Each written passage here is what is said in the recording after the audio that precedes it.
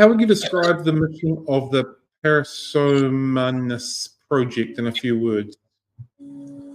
Oh yeah, the mission is basically to conserve the Parosphromenus genus. So there's 2 different strains, or basically 3. One is the ex situ breeding, like hobbyists, and also connected with professional institutes, so that we can secure kind of a backup population. And then there's kind of connection between hobbyists, professionals, and also scientists.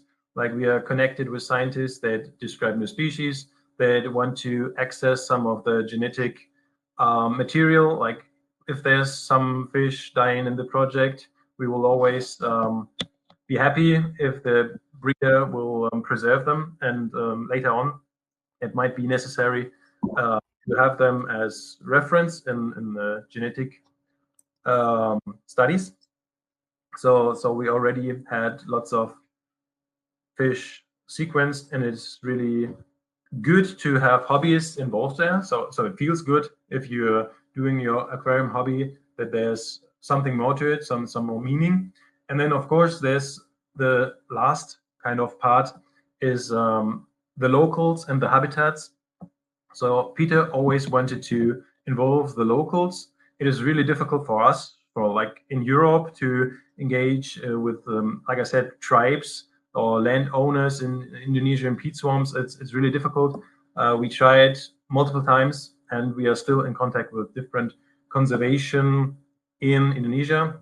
Like for example, the Prigenak. It's from the Singapore Zoo funded, basically. A breeding station. They will breed. I think they started with songbirds, and then they expanded to different species. And also with the Parosphromenus and Betta, there were some guys from our project going there, helping them establish the breeding facilities, and also bringing fish there, like when there were field work from scientists. They would bring some of the specimens into the breeding program in Indonesia. So yeah, we are hoping to work more in the actual habitats, also trying to establish more connection with other conservation efforts, like orang-utan conservationists. If they own land or they restore forests, it's also really nice for us if it's the right type of forest. If there's peat swamp involved, then it's most likely also helping the Parosphromenus. So we are always looking for partners to save the Parosphromenus. Cool. With another question from the floor, Greg would like to know, is the PP mostly a European organization, or is there a chapter in North America? Yes, it started in Europe, basically in Germany, and that's why the most of the early members, so to say, were German. And then across Europe, there were more supporters, more enthusiasts, and then it became quickly international. Like I think, I don't know the number of the countries, but it's around the world. There's everywhere someone involved. And also for North America, there's Brian. He's really active right now. So it is possible to say that it's kind of a North American branch.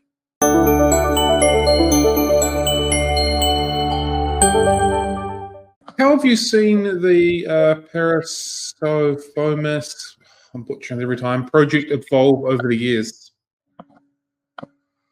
Yeah, started as more or less, like I said, the German part, and really fast evolved into an international project. Then in the first days, they were more or less, the forum was the center of everything, and then it shifted more to like the homepage being the database for all the information. We started out in German, then English and French as well. Right now, the French translator died a few years ago, so this was we were already really sad.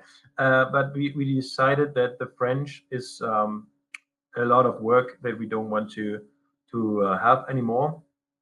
And then we noticed that basically everything is communicated in English, and we had to change the homepage system. So we decided to go with English only for the moment.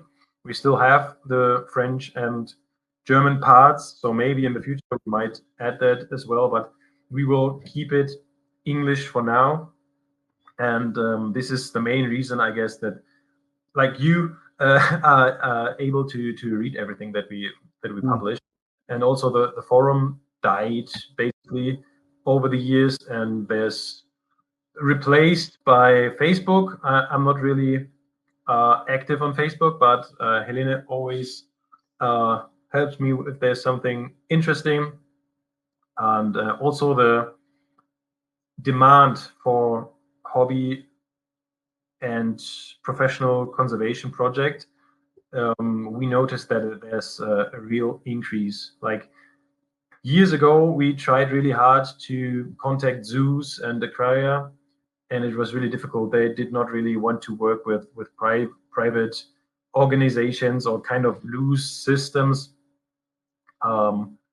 And right now they are coming to us and asking if we are willing to help them with breeding Parosphromenus or something like this. So this is a kind of good development. They see we have kind of the track record with the census, with some positive examples. This is really nice.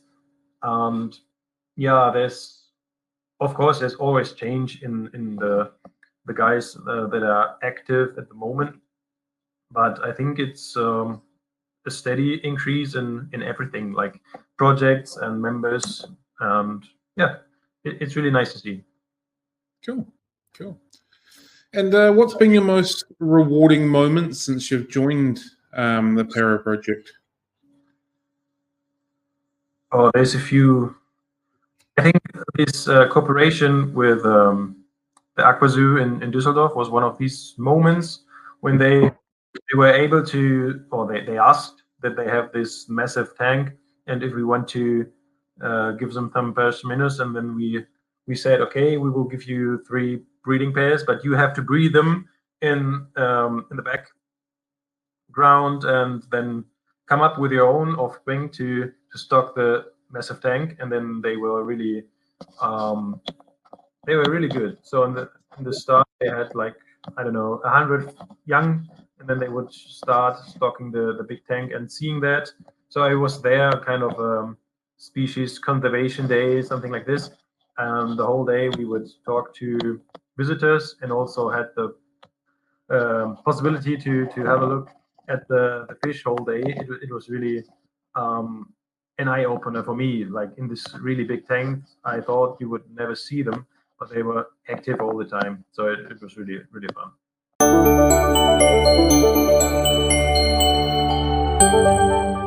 What were the original goals, and have these changed over time? Yeah, it depends. I mean, the goals, I think they more or less were the same, but there's one thing of having a good idea, and the other if it's possible to pursue them. So at first it was basically hobbyist breeding the Parosphromenus and maybe justifying it by saying it's a kind of backup population, and it turned out it's at some point really is backup populations. And on the other hand, then they always wanted to have cooperations with scientists, with institutions, and also with local initiatives, but also with locals that have impact on the habitats itself. Of course, the more kind of track record we have, the more possibilities there were to also pursue these more stretching goals.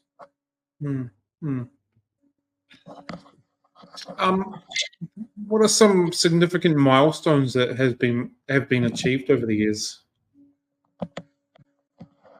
Oh, this is milestones. There were, of course, was the the most important thing, the homepage. It was set up really early and filled over the time. So right now it's a really huge archive for all the information about Parosphromenus. Then, yeah, these different projects and corporations, each might be a milestone on itself. Like I said, this pigeon breeding arc in Indonesia, it was a really good step to have breeding right there in Indonesia, this kind of thing. And there's some strategic corporations as well that we would say it's a milestone. And also having someone like Wenqian, he's also doing lots of research on Parosphromenus and described 2 new species recently. So yeah, it's kind of nice and also a good milestone type of thing to have someone involved in the Parosphromenus project doing the actual field work and the science as well.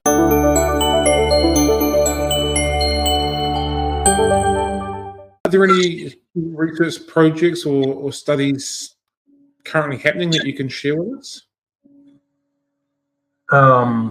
Yeah, we aim to have more habitat work for like I said, with the orang-utan guys, they have a large area in Kalimantan. I already contacted those guys, and it's possible that we can share some efforts in conserving these habitats. But yeah, there's no real result, nothing to announce yet. But there's different things also, like legal issues, obtaining permits, doing or the rights to do something. Everything takes time. So yeah, that's something new. And you're interested, we also have a newsletter you can join, and then Helene will join and tell everyone what's if there's something new. Cool. And if people do want to join that newsletter, how would they get hold of that? How would they find that? Yeah, on our homepage, maybe you can link it, Parosphromenusproject.org, and there's this little button to go into the newsletter. And also, if you somehow don't find it, you can just write an email, and then we can have you in the newsletter. Cool. Yeah, I'll link that into the chat in a few seconds. How do you measure the success of the conservation efforts for a species like the paro? I didn't hear the first part, sorry. How do you measure the success of your conservation efforts? Yeah, it's difficult to measure, but the census is one of the most important parts. And then we noticed it's really difficult to assign a certain species to someone. Like if I tell you have to breed this species for the rest of your life, you might not be really happy. So there's some guys that are really emotional, involved with 1 or 2 species, and we really love those guys that will keep on breeding the same species for, I don't know, 20, 30 years. This is a treasure, and we can measure this in the census, so we can track it. But we also had this plan on distributing different species, and we see the need for conservation in specific species. Then we will try to place them in a zoo or in an aquarium. And there's, of course, the number of zoos that are involved. This is kind of possible to track, and also the success in breeding them. So breeding the species in the zoos is more not more important than in the hobbyists, but it's good to measure, and for us more securing is if there's some professional involved. Like for the hobbyist, if someone has an accident or someone is not willing to go on with its hobby, then it's a different story. And if there's institution involved, there's someone who gets paid for doing the work, then yeah, it's really nice. So if there's someone not willing to go on, and then he has a colleague or a superior just telling them go on with the Parosphromenus, then we are really happy. Cool. How do you spread the awareness of the species outside of the aquarium community? So my favorite species. No. How do you spread awareness of this group of fish to people that aren't involved in the aquarium? Yes, this is really difficult to measure. I mean, of course, in different actions like talking to you, and also different talks in aquarium clubs, and having articles. Peter wrote a whole book about Parosphromenus, and also lots of members. It's difficult to call it members because we don't have a official membership, but enthusiasts that are supporters, maybe you can name it this way. They spread the word, and also telling everyone and showing nice pictures is the start of this awareness about Parosphromenus. And then there's lots of hobbyists that are just seeing these nice pictures and ask us about how to keep them, how to get Parosphromenus from the start. So I think this is really a good thing.